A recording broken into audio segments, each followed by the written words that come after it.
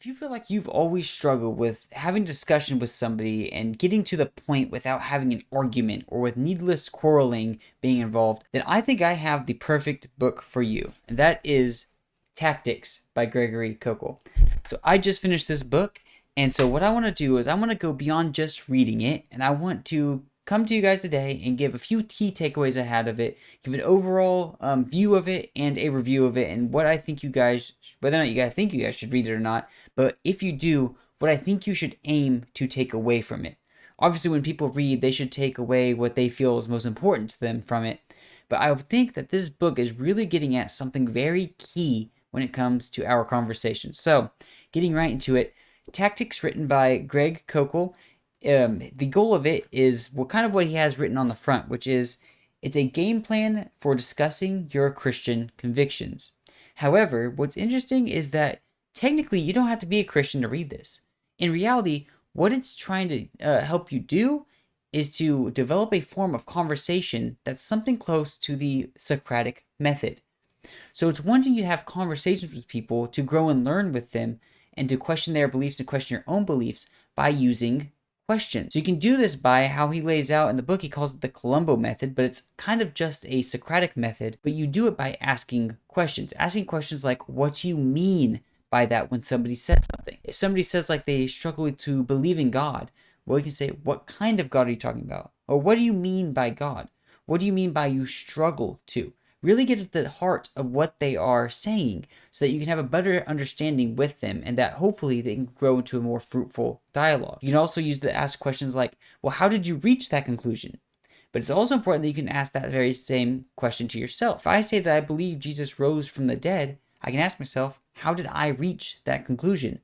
If somebody says that God cannot possibly exist at all because evil exists, you can ask them, well, how did you reach that conclusion? And it helps us again to gain an understanding an insight into the other person's mindset. But it's also important that we use that to challenge our own conclusions and our own final beliefs so that we can see if we came to what we believe through erroneous reasoning. And so kind of going off of that, what this book really does teach you also to do really well is to take your own worldview and say another person's own worldview for a test ride of sorts to learn where your view may be struggling a bit or where their view may be struggling a bit. And what you want to do when you do this, what it teaches you to do is essentially try and put a reductio ad absurdum critique onto both your worldview and onto somebody else's. Is the car driving fine? Is their worldview driving fine? Or is there something in it that is self-contradictory, for example, or that will cause it to be reduced to absurdity if you apply some other forms of logic to it? Another very important thing that this book does, another key takeaway I took away from it, is that it teaches you how to spot fallacies or basic fallacies in actual conversation. And so I can know all fallacies, whether they be formal or informal, off the top of my head. But what this does is helps to teach you spot them in an actual conversation. Instead of just knowing them in theory, which is very important, it also teaches you how to take that theory and be able to spot it in an actual conversation. So you can have this theory here, but you also have the practical aspect of it. And when you combine them, as this book really does kind of inform you on how to do in a very basic sense, it can actually be very powerful. And again, I think another thing that's very powerful about this is it can actually help you spot if you yourself are using those fallacies, whether they be formal or informal. And it really helps to make sure that our own arguments, our own conclusions, our own worldview isn't one that we have come to or we're spreading using erroneous reasoning.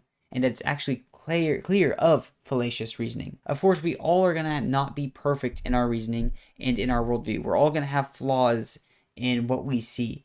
But what's really important is making sure we try as hard as we can to iron out those flaws or maybe those imperfections. And kind of finally, the last thing I'll say about a takeaway is that in general, this book really does lead you to making decisions within discussions that really help you to have more meaningful dialogues. And this can be with somebody that you agree with mostly. It can be in your own discussions with your friends about, say, theology if you're a Christian. that you can use this method to apply it to those conversations to have much more meaningful and deeper dialogue. And that's really what a lot of us are missing in our day-to-day lives, I would argue, is that we have kind of lost the wonder and majesty of having truly deep dialogues, especially with people that we are close to. And this, when you use these questions and you're really questioning, getting the heart of both your belief and other people's beliefs, using questions and really using the Socratic method as it's intended to be used, you will have more genuine dialogue and much more fruitful and, as I've said, deeper dialogue. All right, so before I close out and give my final review, our final score, I guess, I just want to go over a few pros and cons of the book. Things I liked, things I didn't like. So the first thing I liked is that the book is actually really well written, for the most part, at least. We'll get into that. It is very straightforward. The book is written really, really well. He doesn't provide too much fluff.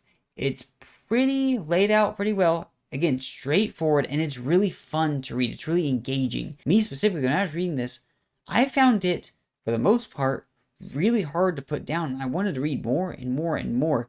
And at one point, I read 40 pages in one day because I was so sucked in and I was so interested, and it was really, really interesting. It was written in a way that is easy for you to apply the things that it's telling you to apply in a very practical way. Because again, it's not just theory, it's actually a lot of practical examples and practical tips on how you can apply this into your life. Another really good thing about this book is that if you try to learn to apply the tactics that you find in here, and no pun intended, into your life, you will actually discover that it's going to change how you approach conversations. I pretty much immediately, even after I didn't finish the book, I was probably halfway through, found myself stopping myself in conversations whenever I may just want to blurt out something in a state, make an assertion. Instead, I've found myself backing up and saying, okay, what questions can I ask to actually further this, to gain a further understanding of this person's view and hopefully help them gain an understanding of my own. I don't need to always be making assertions. That's something I've always struggled with, is just like blurting out and not giving the other person's point of view enough time to develop or enough attention. And what this has had, it's actually really, really helped me with making sure I'm dedicating enough time to this person's opinions and their views, and to really dig deeper into their own views and their own positions. And it's really, really helpful. And it really, really helps your dialogue. So if you struggle with that, I think quite a few of us do, but if you struggle with it badly like I do or I did, I really, really recommend this book and really trying your best to actually apply it. And I think it's written so well and straightforward enough that if you really pay attention to this, if you take your notes, you will start to apply this stuff into your daily life without having to think a second time about it. And the final pro I have written down here, I kind of already gone over it, but again, the first half of this book is incredibly captivating. It's really masterfully written for what it is, and I found myself again just being glued to it for a while. And I'm very, very happy with it, and very, very happy with the first half specifically. But with that being said, I'm going to go into the cons, and I think that last pro is a perfect way to shift into one of the cons I had for this book. And that is that the second half of the book is much harder to read than the first. It's a lot more tedious, and kind of combined into this, I'm just going to go ahead and say the second con right now as well, because it kind of ties into it. The second con I have with it is that some of the spots within this just felt like blatant page padding, essentially. There was, at times, way too many examples or just repeating information, especially in the second half, where I felt like these chapters could have been half as long each, or this all could have been combined into a couple big chapters, and the book could have been 30 pages shorter, and we would have gotten the same amount of information. A lot of it felt like a lot of padding, and that really sucks, because the first half is so good that I was excited to go in the second half, and I just found myself, the pages were a lot harder to turn. Not that they were hard to turn, I was still able to read at least 10-15 pages a day pretty easily, but by the end of it, I was kind of burnt out, and I didn't want to go on and read 30 or 40 pages like I wanted to with the first half. So that's a pretty big con, is that the second half is much harder to read than the first. Other minor con, I didn't actually have this written down on my notes, but it is another minor con. I feel like his opinion was coming out on a lot of strange topics and matters that didn't really felt like they added anything to the book. Specifically, in a couple sections, theistic evolution, and it kind of felt like we were losing the plot in that spot, because I wouldn't consider myself a theistic evolutionist either, so don't think that it's coming from that place. But in some places, it just felt like he kind of, here's the path, and he's kind of going off of it to just challenge theistic evolution. And I was just like, this could be removed. Like, you didn't need to provide that example, and it felt like less of an example and more of a soapbox rant. And maybe that's just me, but quite a few of the examples, especially towards the end, did really feel like that, in my opinion. This is me after recording the video quickly. I was actually listening to it back over, getting ready to put it into the editing software, when I remembered another very minor con about the book that I wanted to bring up quickly. And I wouldn't even count this as like a knock against the score, my final score, or anything. I still stand with that. But the minor con that I would add on quickly is that the arguments he shows or presents in the book, when he's using them as examples of how to implement the tactics here, are kind of weak in some spots. So, for example, the one straw man he used of theistic evolution, well, that's exactly what it was. It was a straw man. He just misunderstood what theistic evolution is. There's another thing where a lot of things for like the problem of evil, he'll present refutations of the problem of evil, which just aren't very good. They kind of lack philosophical depth. They're not at the level that you would want them to be if you were to engage in a very serious and high level philosophical discussion with somebody. However, the reason I don't count that as a knock towards this book is that this is not the book's purpose. The book's purpose is how to teach you essentially how to have a good grasp of the Socratic method, how to have meaningful dialogue, how to grow more in dialogue, how to challenge your own views and such. And I think it does all of those very well. The problem is Greg Koukl, as far as I have seen, is not a high-level apologist. He's more of a pop-level apologist. And that's perfectly fine. But that means the refutations he gives are going to be more at a pop level. So if you're somebody who's very, very new to apologetics, like maybe this is your first or second book into apologetics, then they will be good for you. Just realize, if you're somebody who's into philosophy, if you're into apologetics, you've been into this stuff for a while, you're going to read some of these refutations and think they're pretty weak. I'm not counting that as too big of a knock, because that's not the purpose of the book. The purpose of the book, again, is simply to show you how to have a more well-developed conversational status, and how to have a better time or better dialogues with people. Overall, what do I think of this book? Well, I would probably give this book a solid 7.5 or 8 out of 10. It is very good. And again, I don't think you have to be a Christian to read this book.